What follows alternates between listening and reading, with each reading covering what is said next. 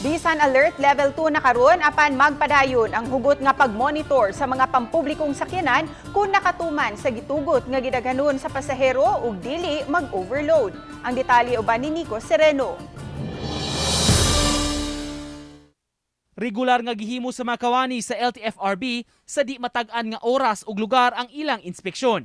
Ilang gisusi ang pampublikong mga sakyanan kung sakto ra ang karga nga mga pasahero ug wala maghinubra. Matud sa labaw sa Enforcement Division, daghan gihapong malapason sa parehong traditional ug modern jeepneys ang ilang masita. Di kuno menos sa tag 5 kasakyanan kada adlaw ang ilang nadakpan.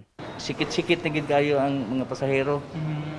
Including kini mga modern jeeps, mga modern nagpa-standing, which is overloading gina sila. Naagihapon tayo madakpan. Sa mga nadakpan sa LTFRB, kalapasan sa Joint Administrative Order Kunjaw ang ilang ipahamtang 5,000 pesos kada violation ang multa. Bugat lagi. Dapat isang bubenta. Considering po nga taas ba ang gasolina nga naman gibadlungon ng driver. Samtang laing gisusi sa LTFRB karon ang reklamo kabahin sa gingong overcharging sa pamiliti. Awhag nila sa mga PUJs nga isigurong nakadisplay ang fare matrix sa ilang mga sakyanan aron maoy tamdan sa ilang mga pasahero. Uban ni Godfrey Relien, Nico Sereno, Balitang Bisdak.